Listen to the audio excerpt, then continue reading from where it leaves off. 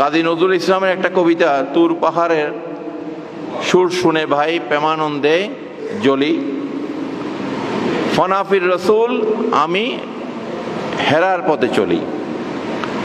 এই যে দুইটা লাইন, তুর পাহাড়ের সুর শুনে, তুর পাহাড়ে যে হয়তো মুসা কালিমুল্লাহ আলাইহিস সালাম যে যেতেন, ওখানে কোনো আজান হইতো?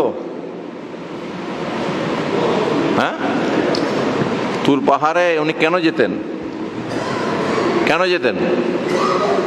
আল্লাহর সাথে কথা বলার জন্য। তো সেখানে কি আজান হইতো? আজান হইতো না, কিন্তু তারপরেও তুর পাহাড়ের একটা সুর ছিল, যে সুরের কারণে উনি আল্লাহর দিদারের জন্য উনি পাহাড়ে উঠতেন, ঠিক কিনা? এবং প্রেমানন্দে জ্বলি, উনি সেটা আল্লাহর প্রেমের জ্বলার জন্য উনি ওখানে যেতেন, ঠিক কিনা?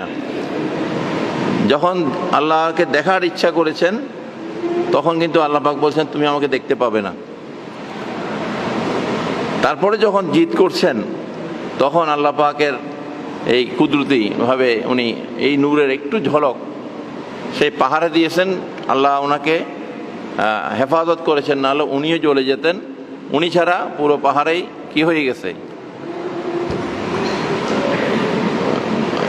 এটা জ্বলে গিয়েছে। এবং ওইটা থেকে আমরা ওই যে চোখে সুরমা দিই, এটাকে আদব করি, চোখের মধ্যে লাগাই। কেন? আল্লাহ নূরের সেই তাজাল্লির একটু ছোটার কারণে পুরো পাহাড় কি জ্বলে গিয়েছে। আর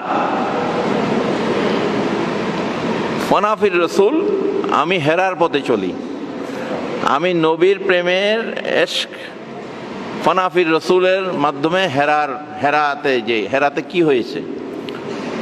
হেরা গুহার মধ্যে আমরা যদি এগুলো নিয়ে চিন্তা করি, কোরআন নাজিল হওয়ার আগে আল্লাহ রসুলকে নবুয়ত ওনার কাছে এটা হস্তান্তরের আগে, জিবরাইল আমিন আসার আগে থেকে উনি হেরাতে যেতেন। হেরার মধ্যে উনি মেডিটেশন করতেন, ওখানে ধ্যান করতেন, আল্লাহর একত্ববাদের উনি ধ্যান করতেন, ঠিক কিনা? কোথায়? হেরা পর্বত, যেটা আউলিয়া কেরামরা ওনাদের কর্মকাণ্ডের মধ্যে এরকম আছে। যেমন হযরত গাউসুল আজম বাবা ভান্ডারী কেবলা আলম, আপনাদের কোদালা পাহাড়, দিয়াং পাহাড়, বিভিন্ন পাহাড়ে উনি 12 বছর উনি কিন্তু রিয়াজত করেছেন, সাধনা করেছেন, ঠিক কিনা? আপনাদের এখানে আছে না, রাঙ্গুনিয়াতে একটা পাহাড় আছে কিনা? তো ওনারা কেন নিবৃত্তে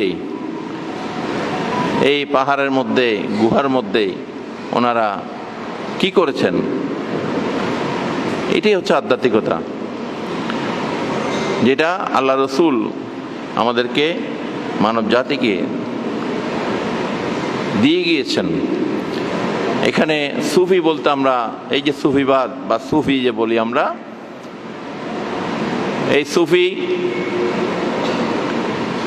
এটা ইসলামের বাইরের কোনো বিষয় না। যারা নবীকে দেখেছেন, আহলে সুপ্পা যাদেরকে বলা হয়, যে 700 থেকে 1000 সাহাবী যারা আহলে সুপ্পা, বিশেষ করে যার থেকে আমরা বেশি হাদিস পেয়েছি হযরত আবু হুরায়রা রাদিয়াল্লাহু তাআলা আনহু, উনিও আহলে সুপ্পার একজন, সেই পাঠশালার উনি একজন। হযরত আবু হুরায়রা রাদিয়াল্লাহু তাআলা আনহু, ওনার কিন্তু অন্য নাম, উনি বিড়াল রাখতেন, এই জন্য বিড়ালের বাপ আমার নবী ওনাকে উপাধি দিয়েছে। বিড়ালের নবী ওনাকে ডাকতেন বিড়ালের বাপ। এই থেকে সারা পৃথিবীর মানুষ ওনাকে আবু হুরায়রা হিসেবে জানে। আমার নবী একবার মুখ দিয়ে যেটা বের করেছে, আমার আল্লাহ বলেছেন মাই ইউত রসুল ফাকাদ আতা আল্লাহ, আমার নবীর কথাকে যে মানবে সে আমার কথাকে মানা হবে। এই জন্য পুরো মুসলিম জাহান ওনাকে আবু হুরায়রা হিসেবে চিনে গেছে এবং ওনাকে এই নামে ডাকছে। তো আমরা যাই হোক, কথা অনেক আছে। এই কবি নজরুলের এই ফনাফির রসুল, এটা বুঝতে গেলে ফনাফির শেখ, ফনাফির রসুল, এইগুলা আধ্যাত্মিকতা, এগুলা আধ্যাত্মিক শব্দ। এগুলা আমরা বুঝতে হলে আমাদের অন্তরকে আগে পরিশুদ্ধ করতে হবে। এই সুফিবাদের চর্চার মাধ্যমেই আমরা সেটা হাসিল করতে পারব। আর এই যে হিংসা বিদ্বেষ আমাদের মাঝে আছে, এগুলা শয়তানের সবচেয়ে বড় অস্ত্র হচ্ছে একটা মানুষকে পথভ্রষ্ট করার জন্য।